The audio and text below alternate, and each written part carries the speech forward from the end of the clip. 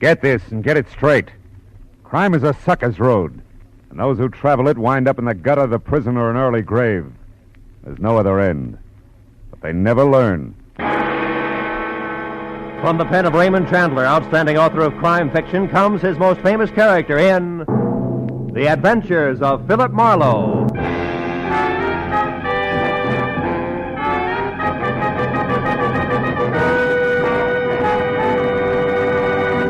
Now, with Gerald Moore starred as Philip Marlowe, we bring you tonight's transcribed story, The Fox's Tale.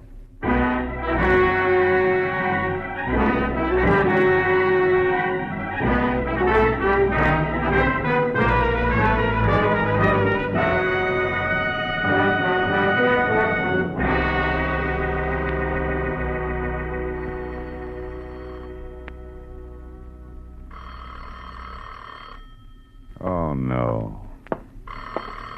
There are some times when the phone just never should have been invented. Hello, Marlowe speaking. This is Orrin Metcalf. You remember me, don't you, Marlowe? Oh, sure, barrister. What can I do for you? Meet me here at the Blue Chip Bar at once, Marlowe. Huh? Look, I can hardly hear you. Speak up, will you, Orrin? The Blue Chip Bar. Yeah? It's a miserable cafe on Melrose near La Brea. Melrose near La Brea? Yes, I'm in a booth, the last one on your right as you enter. But be careful, Phil. We can't afford to be seen. And please hurry. I'll pay you handsomely. To do what, Orrin? To impersonate a dead man.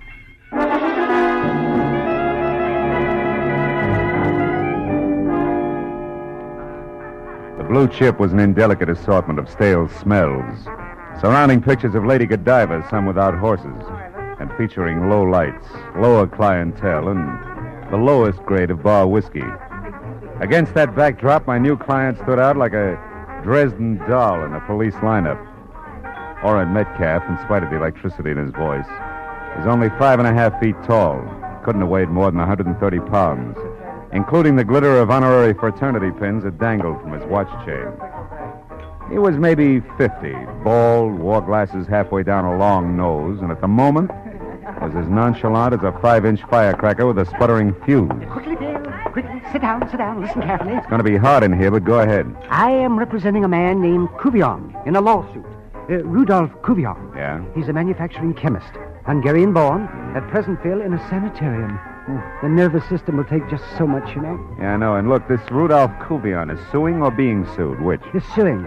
And nobody less than his former employer, the eminent Justin Shepard. Justin Shepard. Well, he turns out cosmetics, doesn't he? Makeup, lipstick, that kind of stuff? Yes, stuff, Marlowe, which includes a new and revolutionary nail polish that's worth a fortune. Which was invented by your client and stolen from him by Justin Shepard, huh? Exactly. We're suing for $250,000 in damages, Marlowe. But we'll settle out of court for $150,000 in cash. Hello. Not a cent less. Now, the trial, Phil, has, Oh, wait. What? What's the matter? What will it be, John? Oh. Some brandy, please. Cognac. Cognac? You're kidding, Pop. Like I said, what'll it be? All right, Junior. 2 beers. Skip the chatter. We got to catch a train. Okay. Be antisocial. Yeah. Right, couple, sir. Isn't that awful? You were talking about the trial, Orrin? Oh, yes. Now, the whole point, Phil, is that every witness we had at the outset has so far either been bought off or frightened away by Shepard and his crew. With one exception. You're racing the hole, huh? Yes, a man named Max Redmond. He worked with Rudolph Cuvion years ago in Chicago, when Cuvion first perfected the lacquer base, which makes the nail polish formula so valuable. Redmond's testimony could have swung everything our way. And Justin Shepard found this out. Wait a minute. What do you mean could have, Orrin? Huh? 2 beers is ordered. 30 cents, gents. Hey, we're even. Thanks. Now, Marlowe, the dead man I spoke of, and Max Redmond are one and the same. Shepard murderer? Worse. He drove Max Redmond to suicide, Marlowe. The man shot himself an hour ago. I don't follow that. Well, Redmond was staying here in L.A. with his wife. Now, I'll tell you the address in a moment. It's nearby. And although neither Shepard nor his cronies ever got to see Redmond, they knew where he was and where he came from. With that, they went to work. Blackmail? Oh, yes. Years ago, Redmond got in a jam. I have no idea what it was, something that he was conscience-stricken about, and Shepard uncovered it, then got through to Redmond on the phone. He struck home. His blackmail price was Redmond's silence, huh? Right you are. Shepard told him to get out of town. But when I talked to Redmond an hour ago, he was positive that Shepard would demand more in the future. Redmond was nearly hysterical, said he wished he'd never heard of me or Rudolph Cuvion. And then he hung up. Well, when I got to his apartment, I found him dead, shot by his own hand, his pistol at his side. Oh, it was awful. Yeah. Tell me, Orrin, what about Redmond's wife? Well, her name is Louise. She's out of town right now. He was afraid for her and made her go away. Mm-hmm. At any rate, Phil, you see what I'm getting at, don't you? The reason I want you to work for me? Yeah, I think so. Shepard and his buddies don't know Redmond's killed himself, and if I give the impression by posing as Redmond that he's still alive and not leaving town, Shepard will figure that his blackmail angle didn't work, huh? He'll get together with you and settle before tomorrow morning when Redmond would have taken the witness stand. Precisely, Phil. Yeah. 150 settlement as against a court award of $250,000 means a saving of $100,000 to Shepard. He'll pay it as long as he thinks Redmond's still alive and willing to testify. Well, now, will you do it, Marlowe? Poses Redmond, huh? There's $1,000 in it for him. I don't know. $1,000, Phil. And Rudolph Cuvion, helpless in the sanitarium. And Max Redmond. It's an awful lot to turn down, isn't it, Orrin, huh? Thank you, Phil. Thank you. Now then, here's the deal. Oh, wait a minute. How about... No questions. Every minute counts. Yeah? Now, I've got Redmond's top coat right here. Now, you put it on when you leave. And here are the keys to his apartment. It's the Garden Court Apartments on South Ogden. South Ogden? That's right. Uh-huh. Now, you sneak inside. Then a minute later, very obviously, go out again. Get into his car. It's a new green Nash. Drive up into the Hollywood Hills along Lookout Road. Why there? Well, Redmond drove up there a lot.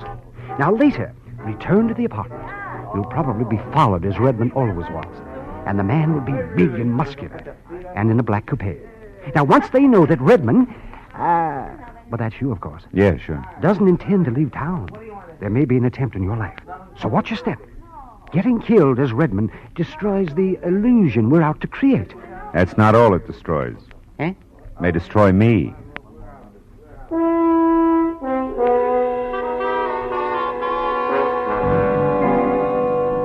It played as outlined.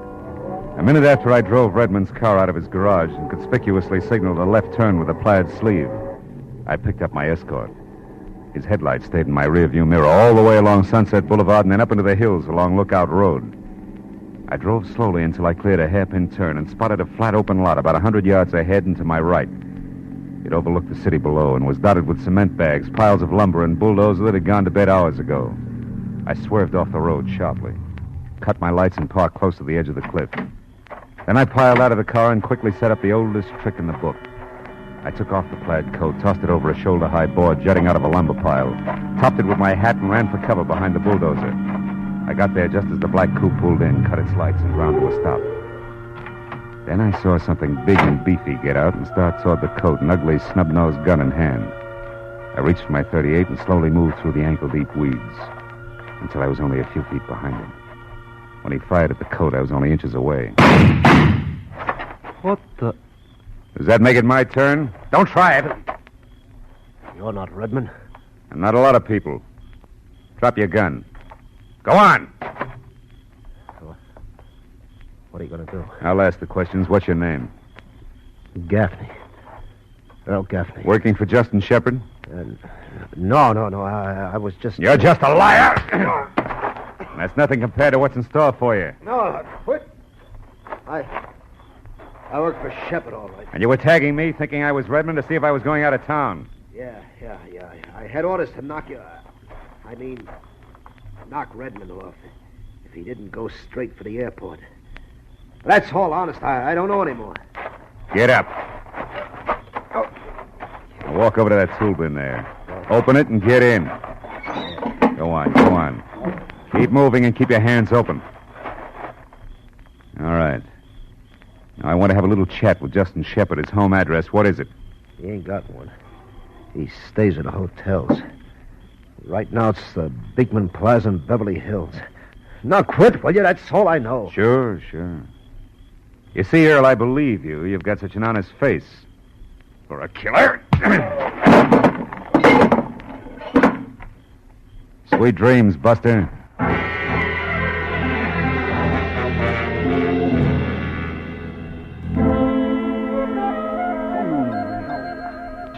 dozen gladiolas and 1 dozen golden iris. Yes.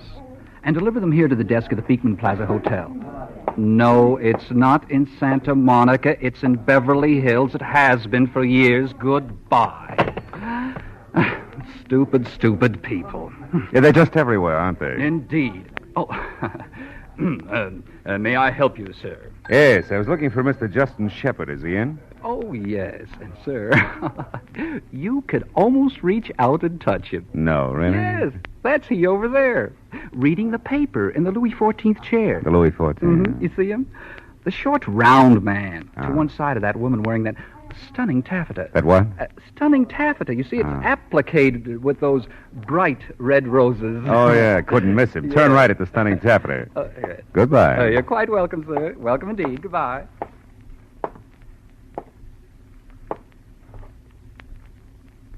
Mr. Shepard? That's right. My name is Philip Marlowe. I'm a private detective. I know. I've heard of you. Oh? What's on your mind, Mr. Marlowe? A chemist. What about him? What does he have to do with me? Earl Gaffney. Who is Earl Gaffney? A louse who missed. Like the rest of them will. Max Redmond is still alive, and I intend to keep him that way. Good night, Mr. Shepard. See you in court. The effect was great. The fat man's mouth fell open and his chins jellied all over his chest. I let it go at that. The illusion was established. As far as Justin Shepard and company were concerned, Max Redmond was very much alive and kicking up the kind of trouble that they didn't want. But 20 minutes later, when I let myself into the dead man's apartment and walked into his bedroom, I knew the illusion was only an illusion. Max Redmond's body was sprawled at a crazy angle across the bed. I wondered what he could have possibly done to take this easy way out. I stopped wondering when the front door closed. It was a woman with the deepest brown eyes I'd ever seen. What are you doing here? Who are you? My name is Max Redmond. You're lying. Where is Max? Tell me, where is he? He's in the bedroom. You a friend of his? I'm his wife, and I'm going to speak to him. Don't try to stop me. I won't, Mrs. Redmond. Go ahead.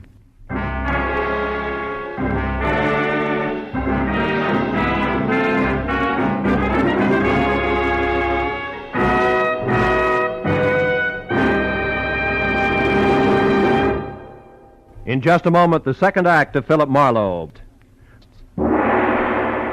Now with our star, Gerald Moore, the second act of Philip Marlowe, and tonight's story, The Fox's Tale.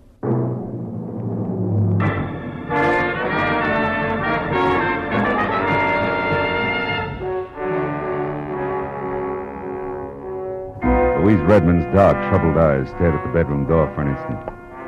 And she darted past me and inside. When she saw him, she froze, her eyes on the gun at the dead man's side. One hand trembled toward her mouth. Hang out of yourself, baby. Oh, Max. Max, why did you do it? Why?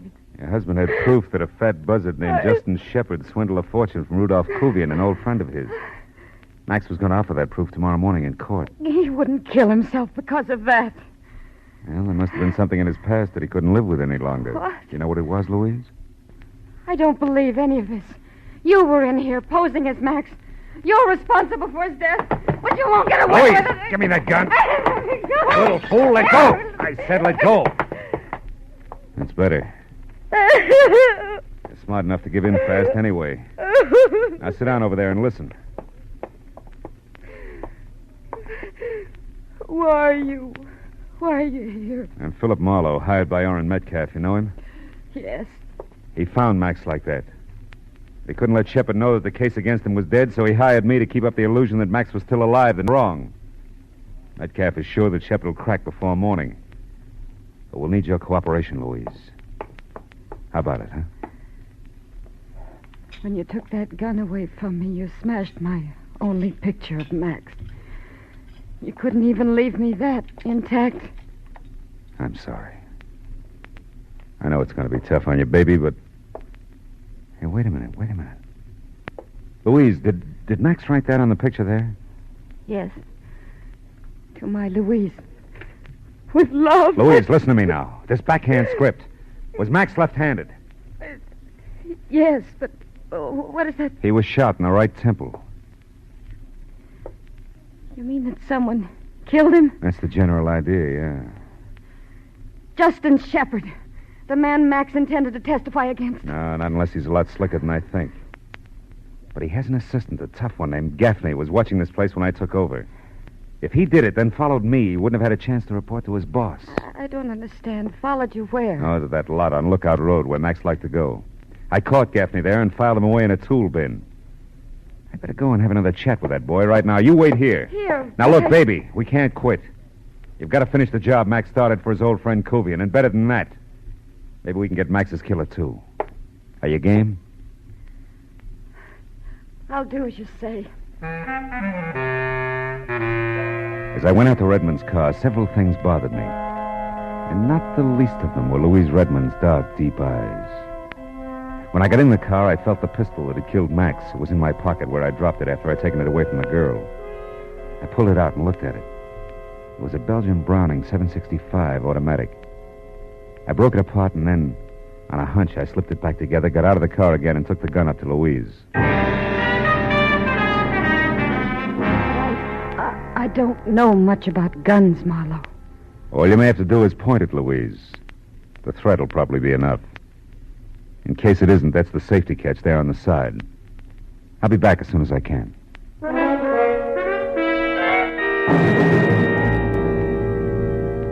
When I pulled out onto the vacant hilltop lot, I scented the tool bin in the headlights. I was out of the car and wading through the foot-high foxtail grass before I noticed that the stick I'd shoved through the hasp was now on the ground. I ran the rest of the way and jerked the lid open. Gaffney was gone. I started to close the lid, but stopped at something in the bottom of the bin. I'd have liked a coiled rattlesnake better. It was a glistening, sticky puddle, and it was blood. The scream had come from a hollow beside the lot. I ran toward it. Saw two kids in a parked car, scared stiff and staring into a tangle of brush in front of them. Mister, there's a man down there. He's hurt. Bad. Where? Show me. In that brush. We both saw him. He stood up just a second ago and he started toward us. There was blood all over him. And then he fell down again. Okay, get your girl out of here. Get back to your car. Okay, mister. Oh, hey, holy cats. You're Philip Marlowe, the detective. Yeah. I've seen your picture lots of times. All right, be a good fan and stay out of the way. The guy's dangerous. Go on. Yeah, okay. Come on, buddy.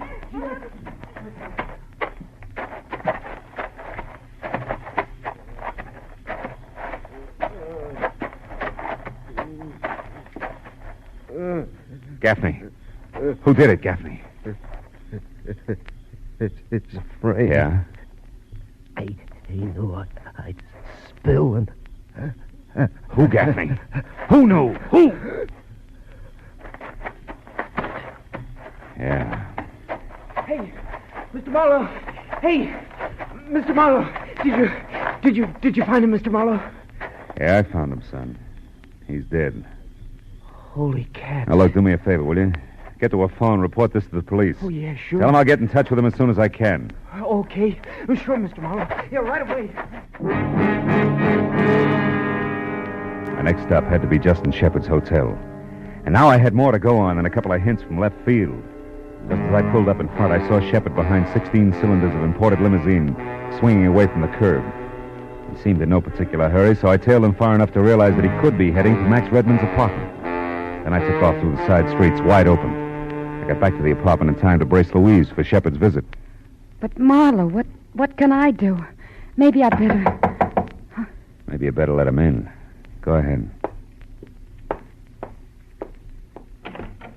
Yes? Stand aside, young woman. I'm coming in. Please do, Shepard. You again. Nice of you to drop in.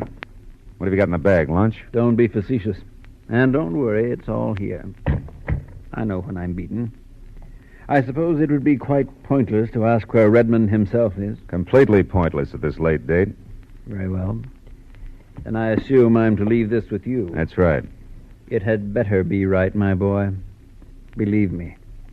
Good night. Just a minute. How come you're running your own errands? You took care of that yourself earlier tonight. You're a competent man. You should be working for me. Working for you has its drawbacks, Shepard. But you muffed it. Gaffney didn't die right away. Gaffney's dead? Marlowe, be careful. Yeah, he lived long enough to tell me he was framed, Shepard. By you. When you can prove that, I'll be at my hotel. But I advise you not to push your luck.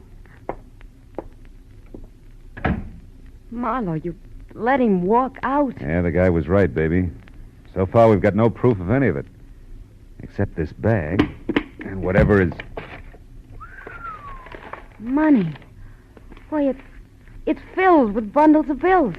Big ones. At least $100,000. Holy smoke. Excuse me, will you? Who are you calling? Somebody will be very interested in this. You just wait and see.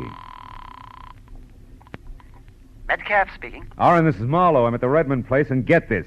Justin Shepard walked in here, dumped $100,000 on the table, and left again. Not a half minute ago. At Redmond's? Yeah. Why, it's a bribe. We've got him, Phil. We've got him. Don't touch it. I'll be right there. Now, wait a minute. There's more. Go on. Louise Redmond came back. Louise.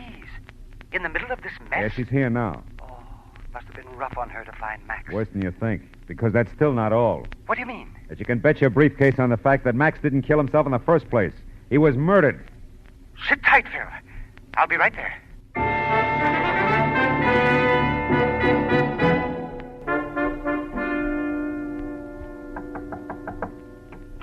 Come on in, Oren. The money, Marlowe. Where is it? In the bag there on the table. Yes. Excellent. Iron-bound evidence. Best in the world. We'll have this impounded right away. And... Oh, Mrs. Redmond, I can't tell you how sorry I am, my dear. Thank you, Mr. Metcalf. But I'm grateful to you and to Mr. Marlowe here that Max's death wasn't entirely without purpose, at least. What about that, Phil? Can we prove he was murdered? Well, the bullet entered his right temple, but he was left-handed. That's about all we got. Simple as that. And yet it went by me completely. I doubt we can stick anybody for it. Why not? No, because his killer may be already... Already what, Phil? Oh, already dead. Another killing? Well, what are you talking about, man? One Earl Gaffney, Shepard's gentle assistant. What? I locked him in a tool bin, but somebody found him there and shot him. To keep him quiet. Justin Shepard himself. Surely. Now, look. If we can't get him for Max, we'll nail him for Gaffney. Don't count on it. Listen, we've got that fat lizard right where we want him. Now, First of all, it won't fit, Oren. Why not? If Shepard sent Gaffney to get Max, then killed Gaffney, why did he bring all this dough here? To bribe a dead man? Well, yes, you're making sense, Phil. I knew you'd see it. Go on. Okay, try this for size. Max Redmond never intended to testify in court. He wasn't after a legal settlement because then the money would go past him to Rudolph Kuvian. This bribe here is all Max was after. But somebody was in it with him. You're crazy. How dare you say that? She's right, Marlowe. Now you're talking like a fool. Am I? Max, no doubt, got into a beef with his partner over the split of the bribe and was shot. That's a guess, Oren, but this isn't. Gaffney got it because Max's killer couldn't figure how much Gaffney had heard and seen in here. He couldn't take a chance, you see? But whoever killed Gaffney had to wade through the same weeds I did in that vacant lot to get to him. And most of the weeds up there are foxtail grass. You know the kind that comes off on your clothes, that sticks in your socks like little darts. That's right, Oren. Take a look. Your argyles are loaded with the stuff. I don't have to look. You're a bright boy, Phil. Thanks. It went just as you outlined it. Up to this point. I'm sorry you got so much of it right because you can't think of everything. You might be surprised. Don't reach for your gun, Oren. I'll drop you. It was a filthy scheme. Come on, hand it over. Your gun. Why, surely. Here you are. Now you drop it, Marlowe. Go on. Well, the heartbroken little wife. With the very same gun you so generously gave me. That's what I meant, Marlowe. You can't think of everything. Louise and I are going away tonight together, and we're taking that money with us. Stand still, Marlowe. I know more about guns than I pretended. Sure you do, sure. I had a hunch about you early tonight, baby. Your homecoming was too pat, and you know what? You didn't bring back so much as an overnight bag. And what's more, when I took that gun away from you, you practically handed it to me. You were acting all the way. I'm not now. I'll kill you, Marlowe. Louise, shoot him! Shoot! Shoot! I can't! Shoot! The gun, Oren! It won't fire! Oh, fooling. I took one of the parts out before I gave it back to you, sweetheart. You couldn't make that go off with a blow. Oren, help me! That's right, Oren. Help the lady. Oren. Believe me, sister, you'd get the same thing right now, but for one good reason. I'm going to need you intact in that court tomorrow morning.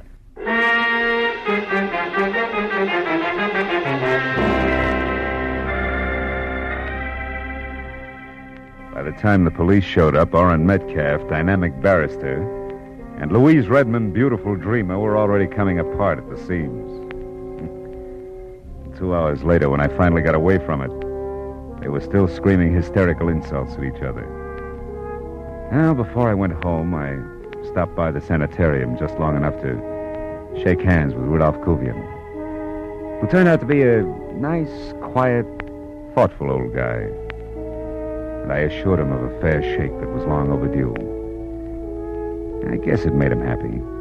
It was hard to tell, because the look on his face said that maybe the real price in things other than money had been much too high.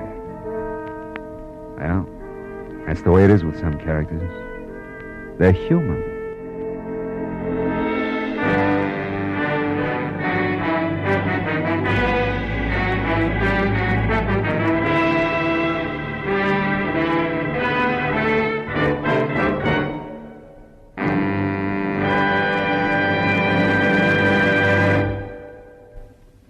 The Adventures of Philip Marlowe, bringing you Raymond Chandler's most famous character, star Gerald Moore, are produced and directed by Norman MacDonald and are written for radio by Robert Mitchell and Gene Levitt. Featured in tonight's transcribed cast were Howard McNear, Lou Krugman, Rick Vallon, Parley Bear, Georgia Ellis, and Hugh Thomas. The special music is composed and conducted by Richard Orant. Be sure and be with us again next week.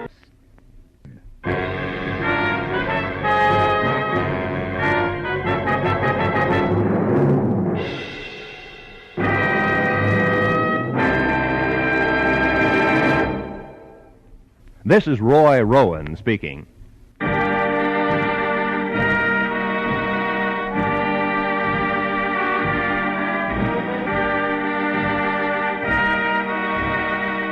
This is CBS, the Columbia Broadcasting System.